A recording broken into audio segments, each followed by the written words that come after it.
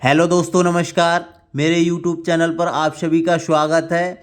मैं इस वीडियो में महत्वपूर्ण और सिलेक्टेड क्वेश्चन लेकर के आया हूं, जो एलएलबी बीए एलएलबी वालों के लिए आगामी परीक्षाओं में बहुत ही हेल्पफुल होंगे। और वीडियो अच्छी लगे तो लाइक करें, सब्सक्राइब करें और ज़्यादा से ज़्यादा शेयर करें, ताकि हमारी वीडियो के माध्यम से और भी दोस्तों को परीक्षाओं में हेल्प मिल सके। चलिए, इस वीडियो में क्वेश्चन डिस्कस कर रहा हूँ, जो 4 क्वेश्चन होंगे। पहला होगा, कितने समय तक पंचाट प्रवर्तन में रहता है। नेक्स्ट क्वेश्चन है, हड़ताल से आप क्या समझते हैं। और नेक्स्ट है, तालाबंदी से आप क्या समझते हैं। नेक्स्ट, भारत में श्रम नीति के प्रमुख तत्व क्या हैं। चलिए, मैं क्वेश्चन की ओर बढ़ता हूँ। चलिए दोस्तों, पहला क्वेश्चन है, पंचाट कितने समय तक पंचाट परिवर्तन में रहता है। तो ये कहता है कितने समय तक पंचाट परिवर्तन में रहता है। इंग्लिश की बात करें, पंचाट को अवार्ड कहते हैं इंग्लिश में। चलिए, पंचाट लागू रहने की अवधि क्या है। औद्योगिक विवाद अधिनियम की धारा 19 पंचाट क्रियान्वयन की अवधि संबंधी उपबंध प्रस्तुत करती है। यदि विवाद गिरस्त पक्षकारों में कोई मान्य समझौता हो जाता है तो वह उसी तिथि से लागू माना जाएगा जिस दिन से लागू किए जाने के संबंध में पक्षकारों ने सहमति प्रकट की है। मान्य समझौता पक्षकारों द्वारा समझौते के ज्ञापन पर हस्ताक्षर किए जाने की तिथि से लागू माना जाएगा। उसे लागू होने की कालावधि पक्षकारों के मान्य समझौते के ऊपर निर्भर करती है। यदि उसके लागू रहने के संबंध में कोई समझौता हुआ है तो उतने समय तक, और समझौते के अभाव में वह उसके हस्ताक्षरित किए जाने की तिथि से 6 माह के या 6 महीने के लिए लागू माना जाएगा। चलिए, 6 महीने के बाद भी उसकी पाबंदी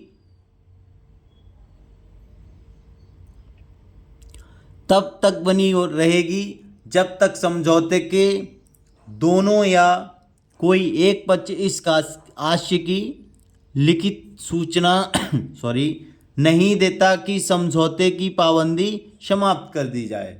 चलिए, नेक्स्ट क्वेश्चन की ओर बढ़ते हैं।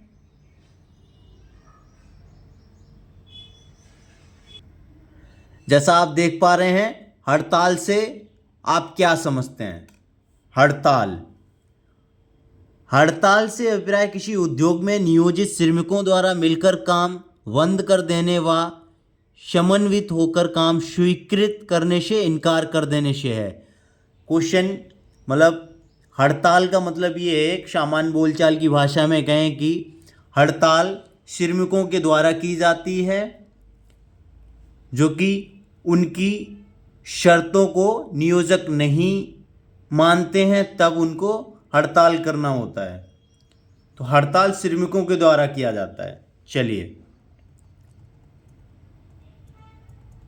औद्योगिक विवाद अधिनियम 1947 की धारा 2Q के अनुसार किसी उद्योग में नियोजित कमजोर वर्ग द्वारा सामूहिक रूप से काम बंद कर देने या उनके एक वर्ग द्वारा काम बंद कर देने या उन्हें जिन कार्य में लगाया गया है उसे करने से इनकार या साधारण समझौते द्वारा निश्चित रूप से कार्य करने से इनकार कर देने को हड़ताल माना जाता है।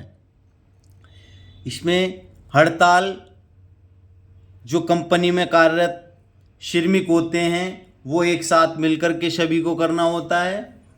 चलिए, नेक्स्ट क्वेश्चन है,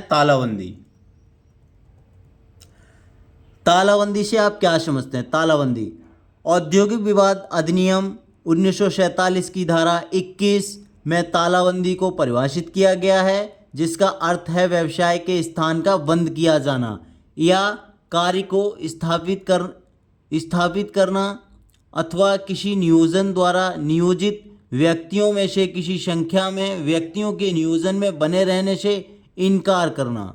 यहाँ स्थापित नहीं होगा, स्थगित होगा। स्थगित करना अथवा किसी नियोजन द्वारा नियोजित व्यक्तियों में से किसी संख्या में व्यक्तियों के नियोजन में बने रहने से इनकार करना तालाबंदी का सार तत्व है। किसी नियोजित द्वारा कर्मकार को नियोजन में रखने से इनकार करना, इसमें औद्योगिक क्रियाकलाप बंद करने का आशय नहीं होता। कार्य को स्थगित करने का आदेश भी तालाबंदी माना जाएगा। दूसरी ओर तालाबंदी का अभिप्राय है औद्योगिक क्रियाकलाप बंद किया जाना, उसके परिणाम स्वरूप कर्मकार बेकार हो जाते हैं, तालाबंदी कहलाता है। चलिए तालाबंदी क्या है। तालाबंदी में ये दिया हुआ है कि तालाबंदी नियोजक करते हैं, जो कंपनी के डायरेक्टर्स वगैरह होते हैं उनके द्वारा तालाबंदी की जाती है। और तालाबंदी में ये भी है कि श्रमिक काम पर आना चाहते हैं और नियोजक काम पर नहीं आने देते हैं उनको। और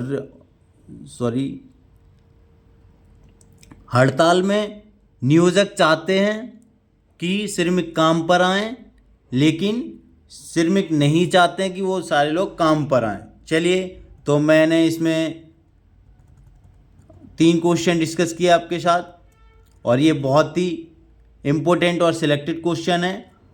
इनको आप अच्छे से वीडियो को पॉज कर करके 2-3 बार देख लीजिए, आपके ये टॉपिक कवर हो जाएंगे।